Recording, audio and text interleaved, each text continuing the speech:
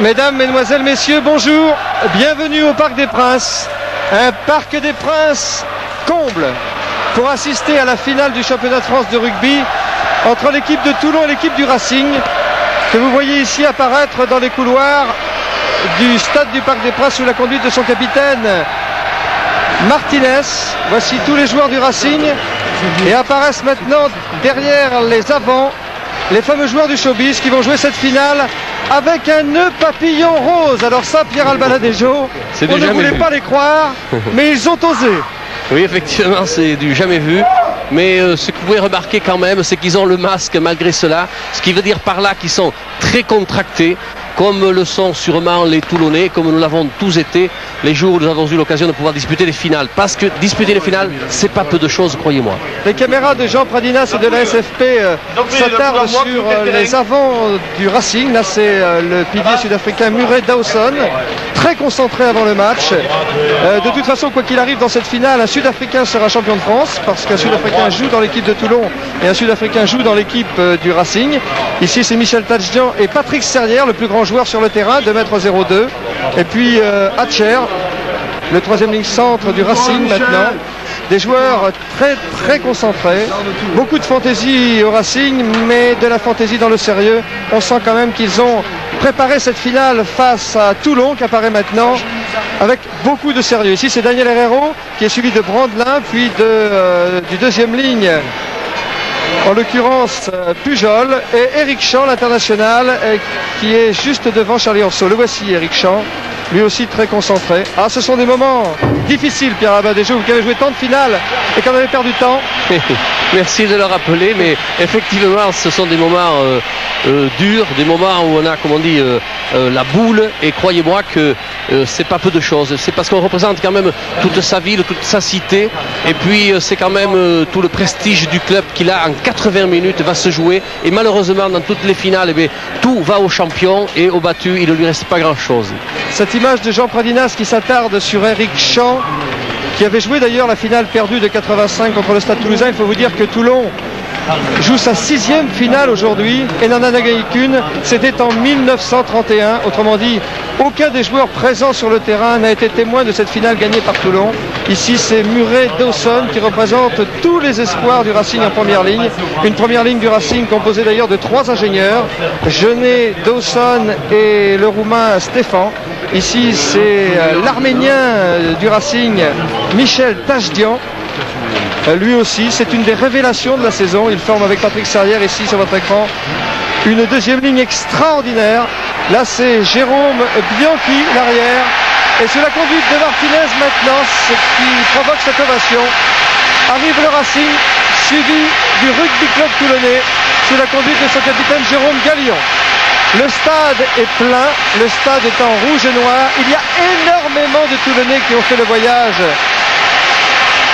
de la Côte d'Azur vers la capitale pour voir et complimenter cette équipe de Toulon, dont on peut dire, Pierre Albaladejo, qu'elle est justement favorite de cette finale. D'abord parce que s'il y avait un classement au point, elle serait déjà championne de France. Oui, voilà, ça faut bien le préciser, que avant d'arriver aux phases finales, eh bien, il y a eu les phases éliminatoires, et à ce petit jeu-là, eh bien, Toulon, incontestablement, a été la grande équipe de l'année.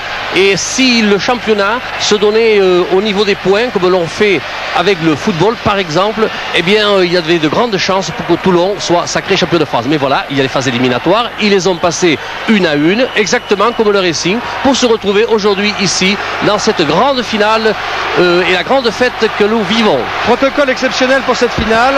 Le président de la République en personne assiste à cet événement. Il se fait présenter par Jérôme Gallion, le capitaine, tous les joueurs de l'équipe de Toulon. Ici, c'est Jean-Charles Orso, puis Eric Champ, et puis Louvet, et puis maintenant Melville, qui sont présentés au président de la République par Jérôme Gallion, qui a joué et perdu la finale de 85, vais-je dire.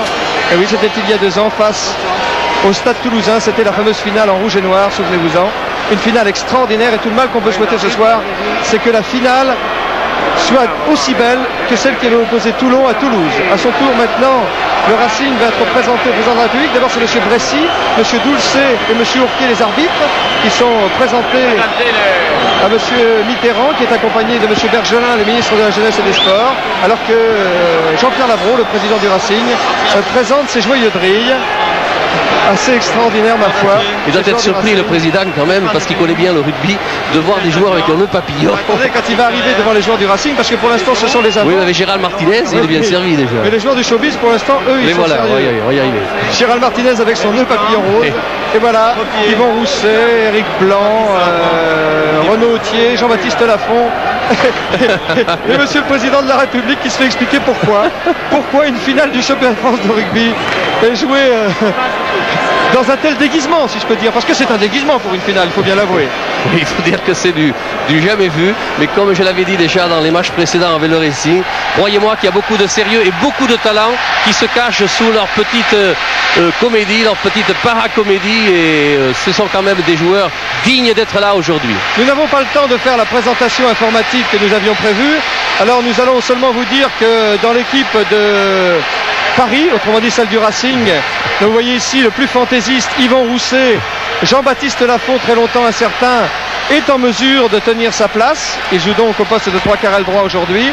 Et dans l'équipe de Toulon, il y a un changement par rapport à la demi-finale gagnée de justesse face à Agen. Thierry Louvet a été retenu, et celui qui a fait les frais de la sélection de Thierry Louvet, c'est le deuxième ligne Yvan Roux, qui fait banquette aujourd'hui sur le banc des remplaçants. Toulon a gagné le toss, ainsi qu'on vous l'a dit en début de cette émission, en ouverture de journal. Et c'est donc Jérôme Bianchi, l'arrière de Toulon, qui va donner le coup d'envoi donc de cette finale. C'est parti! Et une balle qui va en touche là-bas, dans le camp du Racing, sur cette première tentative de Jérôme Bianchi, l'arrière de Toulon. Oui, une balle qui a été jouée pour être récupérée par les Toulonnais, car ils ont eu l'avantage du coup d'envoi. C'est eux qui ont choisi, puisqu'ils avaient gagné le toss. Ils ont choisi le coup d'envoi pour essayer de récupérer la balle. Malheureusement pour eux, cette balle a fini en touche avec une remise en jeu pour Genet. Balle est gagnée par Serrière pour le Racing. Sortie sur Franck Menel qui a dégagé et qui trouve la touche, mais toujours dans le camp des Parisiens. Oh, regardez avec leur papillon rose. Ça, faut le faire. Ça, j'avoue qu'il fallait oser. Vous savez qu'ils sont venus ils sont venus de la Boulie où ils étaient cet après-midi au Vert. Ils sont venus dans un vieux bus de la RATP. J'espère que vous avez vu quelques images en début de journée. Ça fait votre joie, Pierre. Ça fait ma joie. Tiens, la bonne touche pour Toulon avec une percussion sortie. Jérôme Gallion. Et Christian Covy maintenant, le demi d'ouverture. Ou le mauvais coup de pied pour les Racingmen. À la réception, il se gêne. Finalement, c'est Hatché qui est en couverture à 5 mètres de la ligne d'essai des Parisiens. La balle est pour Gallion. Est-ce que Toulon va ouvrir la marque? Légère en avant. Oui, en avant. Légère en avant. Il laisse jouer, monsieur l'arbitre. Et ils sont dangereux, les Toulonnais. Il recule. Balle en avant de Jérôme Gallion, sifflé par monsieur Doulcet. Première tentative très sérieuse. Et il donne une pénalité sur une position d'hors-jeu sur le regroupement qu'il y a eu, alors qu'ils étaient à l'origine d'un en avant. C'est vrai. C'est Toulonnais, mais voilà que monsieur Doulcet donne une pénalité à l'avantage des Toulonnais dans les 20 mètres du Racing, à tel point que Jérôme Bianchi, qui est le buteur de cette équipe, Dieu sait s'il est le grand buteur de cette équipe, est obligé de reculer afin d'ouvrir l'angle de tir et de voir beaucoup mieux le centre des poteaux. Première tentative de Jérôme Bianchi. Avec 243 points marqués cette saison en championnat, c'est le joueur qui a marqué le plus de points dans toute l'histoire du rugby français dans une saison de championnat, Jérôme Bianchi. C'est vous dire que c'est un excellent buteur et c'est la grande chance de Toulon. À côté. Mais la balle passe à côté pour cette première tentative. Jérôme Bianchi qui avait été blessé lors de la finale de 85 et qui avait coûté fort cher à son équipe en quittant le terrain sur blessure. Oui, mais qui a qualifié son équipe il y a 8 jours à Toulouse grâce à une pénalité réussie à la dernière minute du match. Franck Menel pour la remise en jeu des 22 mètres. Franck qui va jouer très loin à la réception. Bianchi. Bianchi pour la relance côté toulonnais avec une passe à Jérôme.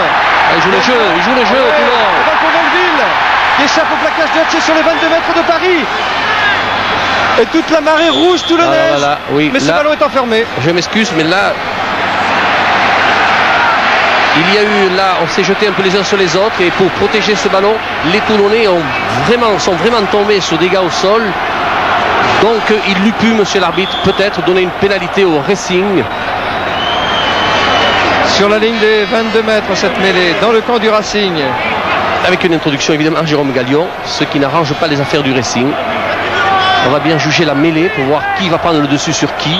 Pour le moment, personne n'a dominé, si ce n'est que cette mêlée s'est écroulée.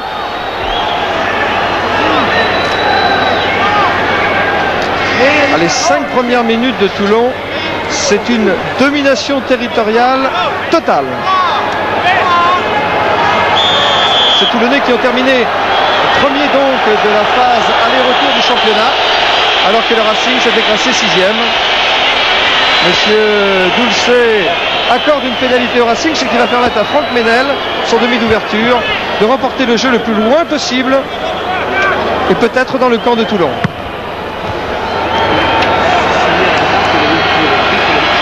Pratiquement sur la ligne médiane, cette touche trouvée par Franck Ménel.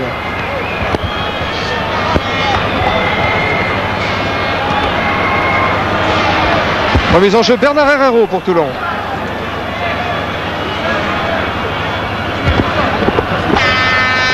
En forme de touche, tiens, à l'avantage de Éric Champ.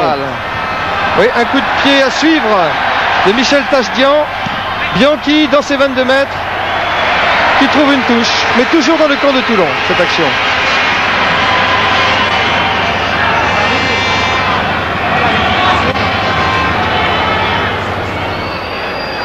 La remise en jeu va être effectuée par Jean-Pierre Jeunet, le talonneur du Racing, qui a été formé à Épinay-sur-Orge, qui vient du CSG, qui jouait 3e lignée à l'avant. Un ballon pour Stéphane, en avant de Martinez. Oui, mais contré, oui. On laisse jouer le jeu, c'est normal. Encore un contre, et Éric Blanc a tapé, mais monsieur Dulcet avait sifflé. On va donc revenir à une mêlée fermée dans le camp du Racing. Voilà, pour la bonne raison, c'est que la faute n'a pas suffisamment profité aux joueurs de Toulon. Donc on revient à l'origine de celle-ci. C'est une mêlée très justement accordée à l'avantage de Toulon, avec une introduction évidemment pour le capitaine toulonnais Jérôme Gallion. Alors le placement des Toulonnais là, des trois quarts, il est fait pour que Covy puisse jouer un coup sur la gauche, à moins que Bianchi vienne perturber le jeu des Racingmen sur la droite. On garde dans les pieds de 3e ligne. Oui, balle pour Jérôme Bianchi. Et finalement c'est Pouillot, l'arrière du Racing, qui tape à suivre dans les 22 mètres, gel à la réception.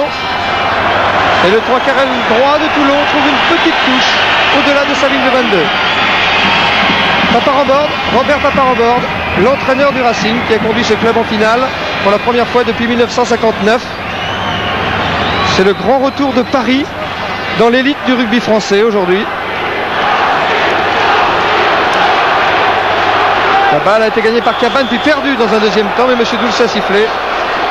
Oui, avec peut-être, on va parler un peu de technique. Là, quand les Toulonnais ont la balle, il ferait mieux de la garder un petit peu sur leur gain de balle en touche pour fixer la 3e ligne du Racing, qui est une 3e ligne très percutante et qui plaque admirablement bien. Gallion au pied, bien joué. Et oui, Jérôme Gallion trouve une touche dans le camp des Parisiens. Très bien joué là, Jérôme, qui reporte donc le jeu dans le camp du Racing, à hauteur de la ligne des 10 mètres, avec une remise en jeu qui va être effectuée par Jean-Pierre Jeunet, le talonneur des Parisiens.